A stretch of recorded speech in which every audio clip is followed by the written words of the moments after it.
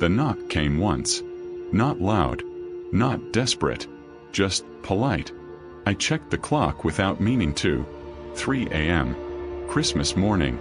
For a moment, I thought I had dreamed it. Snow pressed softly against the window, the street outside frozen and empty. The house was silent in that heavy way it gets when everyone is asleep and the world feels abandoned.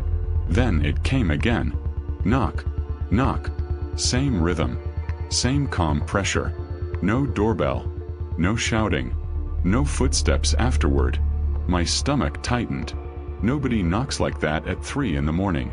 Not on Christmas. I slid out of bed and listened.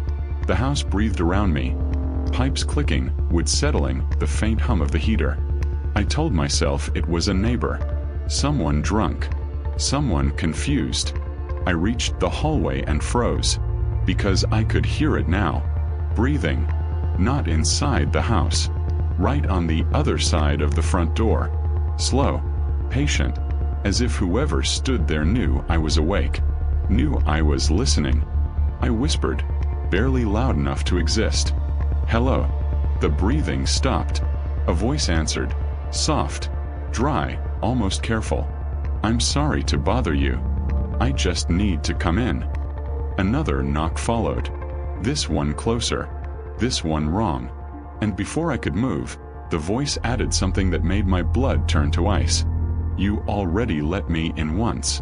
The voice stayed with me after it stopped speaking. Not the words themselves. Those were already blurring, slipping away like breath on cold glass, but the certainty in it. The calm assumption that it belonged here. That it had always belonged here. I didn't open the door. I don't know how long I stood there afterward, my forehead pressed against the wood, listening to the quiet return to the house. When I finally stepped back, the hallway lights flickered once, then steadied, as if nothing strange had happened at all. That was the worst part. Nothing looked wrong. The front door was still locked. The chain hung exactly where it should. No shadow slipped beneath the frame. No footprints marked the floor. If someone had asked me later, I could have described the scene perfectly. Beige walls, framed family photos I no longer looked at, the faint smell of pine cleaner left over from earlier that day. Ordinary. Safe. And yet my body refused to believe it. I checked the time again. 3:02 a.m. Christmas morning. My phone lay cold in my palm. No missed calls. No new messages. The screen reflected my face back at me. Pale, eyes too wide, mouth slightly open like I'd forgotten how to close it. I walked the house slowly, room by room, forcing myself not to rush. Rushing meant panic, and panic meant mistakes. That's what my father used to say, back when his voice still existed in my head for reasons other than memory. The living room was unchanged. The Christmas tree stood dark in the corner, unplugged on purpose. I'd told myself it was to save electricity. The truth was simpler. I didn't want lights blinking in the dark where my eyes might imagine movement. The kitchen was quiet. The back door locked. Windows secure. Everything accounted for. Everything except the sound. Not knocking anymore. Breathing. It wasn't loud. It didn't need to be. It felt like pressure instead, a presence leaning into the walls, testing them, learning the shape of the space. When I held my breath, the sound didn't stop. That's when I understood something was wrong. I returned to the front door. The welcome mat sat crooked now, no longer centered. I was sure I'd straightened it earlier. I always did. The corner nearest the doorframe was damp, darker than the rest, as if snowmelt had soaked into the fibers. But there was no snow inside. I crouched slowly and touched it. Cold. Wet. My stomach turned. I stood up too fast and the house groaned, not in protest but in response, like it had been waiting for me to notice. Hello. I said again, louder this time. The word echoed more than it should have. No answer came from the door. It came from somewhere behind me. You don't sound sure anymore. I spun around. The hallway was empty. My heart slammed so hard it made me dizzy. I backed away until my shoulders hit the wall, eyes scanning for movement, for shape, for anything that explained the voice now inside my house. "This isn't funny," I said, though my voice cracked. "If you're someone I know." "You knew me," the voice said gently. "You just didn't stay." A memory stirred, sharp and unwelcome. Snow falling too thick to see the road lines. Hands gripping the steering wheel. Music playing. Something cheerful I'd hated even then. I shook my head hard, as if the motion could dislodge the thought. "No," I whispered. "You're not real." Silence followed. Then a soft sound, not a knock. A chair creaking. From the living room. I moved toward it without thinking, every instinct screaming that I shouldn't. The Christmas tree loomed ahead, a dark shape against darker glass. The chair nearest the window was angled slightly away from the table. It hadn't been like that before. I knew because I'd placed it myself. "Stop," I said, my voice barely holding together. "Just stop."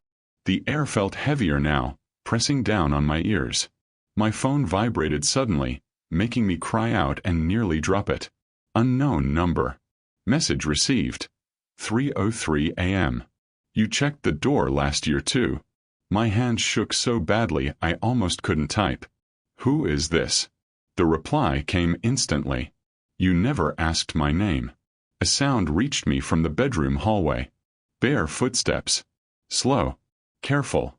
Each step measured like whoever was walking wanted to be heard, but only just enough. I backed into the living room, my legs weak, my thoughts unraveling. The footsteps stopped outside the bedroom door. Then the handle turned. Just slightly. And the voice, closer now, clearer than it had ever been, whispered the words that shattered the last fragile thread holding my denial together. "You promised me warmth. You promised you'd come back." The bedroom door creaked open, and I finally remembered the scream I'd heard last Christmas. The one I told myself came from the radio. I didn't go into the bedroom. That choice felt important later, like the last decision I made while I still believed I had any control. I stayed in the living room, back against the wall, staring down the dark hallway where the bedroom door now stood open, its shadow stretching farther than it should. The footsteps didn't follow. That was worse. Silence settled again, thicker than before, pressing into my ears until I could hear my own pulse. I waited for the knock to return, for the voice to speak, for something obvious and terrible to happen. Nothing did. Minutes passed. Then more. The clock ticked loudly, each second scraping against my nerves. When dawn finally began to thin the darkness outside the windows, I convinced myself, again, that exhaustion had twisted my memories, that fear had filled in gaps that weren't real. That lie lasted until I checked my phone. Photos, December 25th, last year. I didn't remember taking them. The first image showed my front porch. Snow-covered. Empty. The second showed the welcome mat. Folded in half. The third was blurred, taken too fast, but I could still make out bare feet on wood flooring. Pale. Wet. Facing inward. I dropped the phone. The neighborhood knows. I didn't stay alone that day. By late morning, I was knocking on doors, pretending I needed sugar, company, anything that kept me from returning to the house's quiet. Most neighbors smiled politely, offered holiday wishes, closed their doors. Mrs. Calder didn't. She studied my face like it was a page she'd already read once and didn't want to read again. "You heard it," she said. I didn't bother asking how she knew. "Yes," I said. "It talked to me." She nodded slowly. "It always does once it starts remembering." "What is it?" I asked. "A ghost? A person?" Her mouth tightened. "A debt," she said. "One that knocks." She invited me inside. Her house smelled like dust and old pine needles. Christmas decorations packed away but never thrown out. We sat at her small kitchen table. She poured tea neither of us drank. "Last year," she said. "Did you stop your car?" The question hit me like a physical blow. My throat closed. I slowed down. "That's not what I asked." "No," I whispered. She exhaled, long and tired. "That's when it starts," she said. "When you leave someone between places. Not alive enough to be gone. Not gone enough to stop knocking." I stared at my hands. They were shaking. "You've seen this before," I said. "Yes." "How many times?" She didn't answer right away. "Enough," she said finally. "Enough to know it doesn't haunt houses. It follows people." Micro-events. That night, the house refused to stay still. I returned home before sunset, afraid of what might happen if I didn't. The air inside felt different. Colder, somehow, like the heat hadn't worked since the night before. Objects shifted when I wasn't looking. A picture frame tilted slightly between blinks. The couch cushion bore the faint impression of someone sitting. The bedroom door opened just wide enough to reveal darkness beyond. No voice. No knocking. Just movement that made me doubt my eyes. I tried to sleep on the couch. Every time I closed my eyes, I heard it. Not knocking, not breathing. Whispering. Too soft to understand. I sat up sharply when my phone buzzed again. Unknown number. "Do you remember the blood on the snow?" I didn't respond. Another message arrived. "You wiped it off your bumper." I stood and vomited into the kitchen sink. The caretaker. The next warning came from someone I didn't expect. Mr. Holloway, the night caretaker at the nearby church, stopped me as I walked past the graveyard the following afternoon. I hadn't planned to go there. My feet just carried me. "You look like someone who hears knocking," he said. My blood went cold. "I don't want to talk about it," I said. He nodded. "That's usually how it starts." We stood among the headstones. Snow clung to their edges like pale fingers. "It doesn't want revenge," he said. "That's what people get wrong." "What does it want?" I asked. He looked at the church door. "To finish arriving." I felt dizzy. "You mean it's still on the way," he finished. "And you're the last door." Paranoia. After that, I stopped trusting silence. Every quiet moment felt staged, like the house was setting a scene and waiting for me to step into it. I slept in short bursts, always waking at the smallest sound.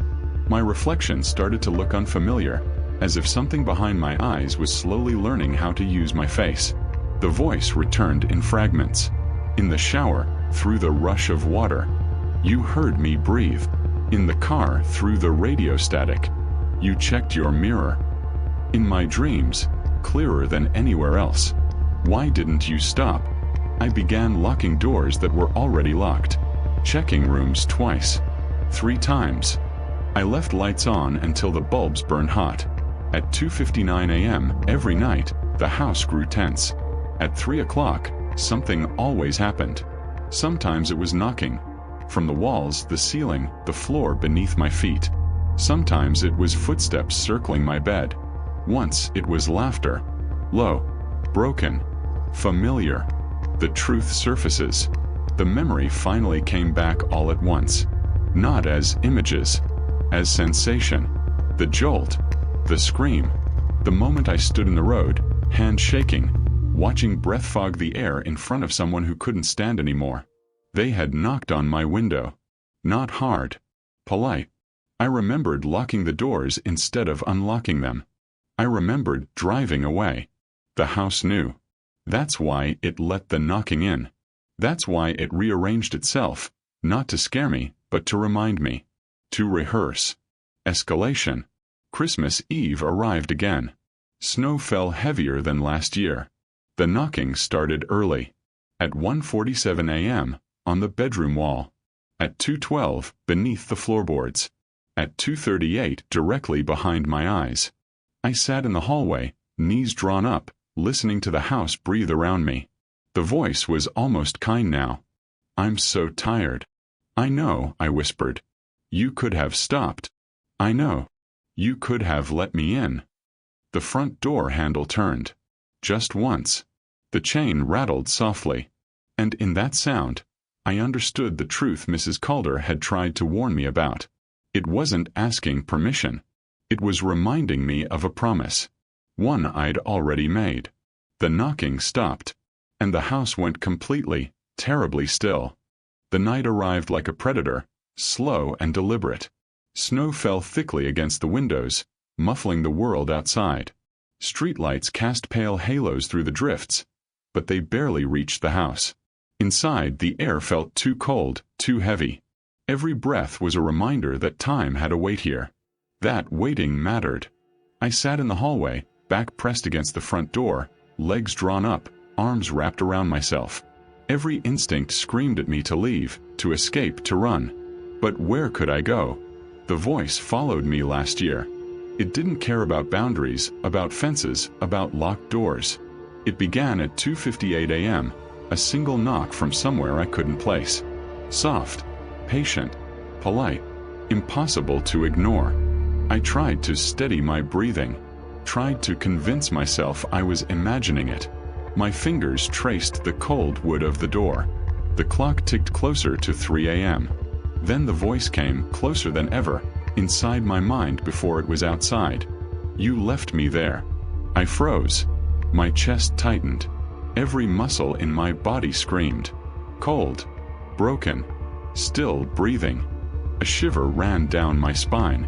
The hallway seemed to stretch, the ceiling rising, the walls narrowing. Time warped. Compressed.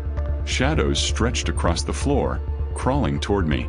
The temperature dropped so suddenly I could see my breath, though the heater was on. You heard me scream. I whispered, shaking. I didn't know. I didn't know you were alive. Silence. Then a low, shivering sigh. You looked straight at me. The bedroom door creaked. Slowly. It was farther down the hallway than it should have been. Then closer. Inch by inch. Like it was aware of every heartbeat, every shiver, every thought racing through my mind. The walls themselves seemed to bend. Paint peeled. Floorboards groaned. Objects moved without cause. A chair slid a few inches. A cup rattled on the table. Ornaments spun on the Christmas tree as if caught in an invisible hand. The knocking multiplied. Not just at the door now, in the walls, the floor, the ceiling. It was inside me, around me, in my chest, in my ears. It drowned out rational thought. Let me in, the voice said. I collapsed to the floor, pressed my hands over my ears, but it was everywhere. Every memory, every suppressed fear, every misstep replayed in vivid, excruciating detail. The red car, the snow, the person I left behind. Every choice I'd made that had led to this moment was screaming back at me. The lights flickered violently. The heater's hum became a shriek. Shadows pooled, shifted, thickened, until I couldn't tell where the floor ended and the walls began. My reflection in the darkened window stared back at me. Pale, trembling, eyes wide. And behind me, something moved. Not a shadow. Not quite solid. Something human-shaped. Bare feet. Pale skin, frozen in time. Its eyes met mine, hollow, accusing, endless. You promised warmth. You promised you'd come back. My throat closed. Words failed me. My body shook uncontrollably. I tried to rise, to flee, but the hallway had stretched, wound in on itself. No exit. No escape. Just the knocking, the presence, the unrelenting inevitability of what I had done. You could have saved me. I fell forward, hands bracing the floor. My fingernails dug into the wood. The voice echoed, multiplied, coming from the walls, the ceiling, the floorboards, my own chest. I waited. It knelt in front of me. No, it was everywhere. Its hands brushed my shoulders, light as snow, but the pressure crushed me, pressed me into the floor. Its face, my own face, stared into mine. Cold, accusing, familiar. You opened the door once, it whispered. Do you remember? A scream tore out of my throat. I could feel it reverberate inside the house, inside myself, inside the air around me. The voice laughed, low, fractured, cruel, a sound I recognized as the echo of my own fear. The walls folded again. Furniture rose, hovered, spun in impossible angles. The floor beneath me softened, then hardened, then shifted under my weight. Time splintered. Moments repeated, overlapped. Every Christmas passed, every snowflake, every holiday memory collapsed into this single unbearable instant. I tried to scream again, tried to move, tried to fight, but nothing mattered. Nothing could stop it. You carried me here, the voice said, calm now, almost tender. You let me in by leaving me out. You left me waiting. I realized finally that I hadn't been running from it. I'd been running toward it, toward the reckoning I'd already agreed to. The temperature dropped below freezing. My vision blurred, then darkened. My hands froze where they pressed against the floor. I couldn't move, couldn't breathe, couldn't even think. The knocking became a hammering, a cacophony inside my skull, matching every heartbeat. "Let me in," it said again. And I did. I let it in. The sensation wasn't violent. It wasn't loud. It was quiet, intimate, inevitable. The last thing I felt was cold fingers brushing my face, light as air but heavier than gravity. Then nothing. Silence, complete and overwhelming. The house, once bending and shifting, fell still. The snow outside continued to fall, gentle and indifferent. Dawn would come soon, but it would be meaningless, because I was already gone. The last memory of myself, or what I thought was myself, was staring into a pair of hollow eyes, understanding that fear had won, inevitability had arrived, and horror didn't knock politely. It waited, patient, polite, certain. I had answered. The house was silent for the first time in years. Not peaceful, not empty, just still. I didn't move. I didn't breathe, at least not in the way that counted. I could feel the absence of myself as much as the presence of the space around me. The hallway stretched, frozen, the Christmas tree dark and rigid in the corner, ornaments catching faint reflections of a light that didn't exist. Outside, snow fell softly, layering over footprints that no longer belonged to anyone living. Neighbors would later say the house looked untouched. The door locked, the chain still in place. No signs of struggle. No indication that anyone had been inside at all. Yet those who came close enough could feel it. The weight of something unresolved, watching, waiting. Mrs. Calder sold her house that spring. She said the neighborhood was done with me. And maybe it was true. No one asked where I went. No one asked why the house remained empty for weeks, months, years. They didn't need to. Everyone understood deep down the kind of silence that fills a space and refuses to leave. I wandered, aimless, hollow. Every Christmas, I returned to that neighborhood. Not to the house, but to the edges, the sidewalks where snow pressed quietly against the curb. I would stop, listen, and sometimes I thought I heard it. The faintest tapping, polite, patient, just out of reach. A reminder that time doesn't heal. That promises, even broken, have a way of following you. I tried to live. Really, I did. Jobs, friends, fleeting vacations. All attempts to drown out memory, to ignore the weight pressing against the back of my mind. But I could never sleep. Not without lights on. Not without every door locked and checked multiple times. Not without expecting that knock at exactly 3 a.m., polite, patient, demanding acknowledgement. And each year it came. Not always at my house. Not always where I was. But always close enough. The footprints appeared in places they shouldn't. Bare, wet, facing inward. Shadows moved against the edges of rooms. Whispers brushed the back of my mind. Fragments of voice too familiar, too intimate to ignore. I began to understand the cruel mechanics of it. It wasn't a spirit.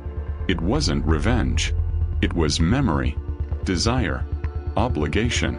It existed in the space between life and death, between action and inaction, between promise and neglect.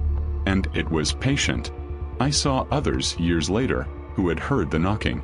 Some denied it. Some laughed nervously, the way my sister had. Some disappeared, quietly, leaving homes empty, possessions untouched, doors locked. Those who survived carried it like a weight inside their chests.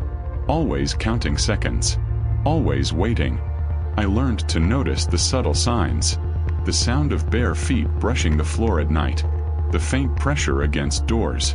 The gentle, polite tap against a window, almost apologetic, almost kind, demanding to be remembered. Once, I returned to my childhood home. My parents had long since gone. The house was quiet, sterile, almost welcoming. I stayed in my old bedroom, and for a moment I thought maybe I was free. Maybe the knocking had followed me only to remind me, only to teach me, only to mark the inevitability. Then it came. Soft, patient, barely audible. 3 gentle taps against the window. I froze, knowing without doubt. It wasn't waiting for permission anymore. It was waiting for acknowledgement. I whispered, almost to myself. I remember. The tap stopped. A shadow moved across the wall. I felt a chill brush my face. Not cold, not warm, just weight. Presence. Something that had always existed and always would, tied to me, inseparable. I realized I could never escape. That I would carry the knocking everywhere, in every room, every hotel, every friend's house where I sought refuge. It would follow, patient, polite, inevitable. Waiting for me to forget, reminding me when I did. Christmas mornings became a measure of fear. Not excitement. Not warmth. Not celebration. Each year, the clock would approach 3 a.m., and I would brace myself, waiting for the polite knock, the soft whisper, the gentle reminder of what I had carried, what I had left undone. I tried speaking to authorities, friends, strangers online. They all laughed or rolled their eyes or told me it was stress, trauma, imagination. I stopped trying to explain. Words are useless when fear lives in the spaces between what can be seen and what must be felt. The house remained empty. My life carried on. But the knocking never ceased. It taught me that horror is not loud. It doesn't need to scream or strike or shatter. Horror is quiet, patient, polite, and inevitable.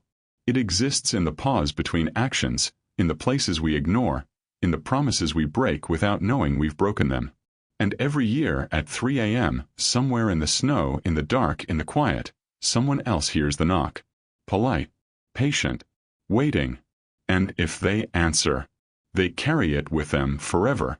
The last thing I remember before dawn one Christmas was standing at the edge of the old neighborhood, listening. Snow pressed softly against my boots. The streetlights glowed faintly through the flurries. A single tap came from somewhere deep in the silence.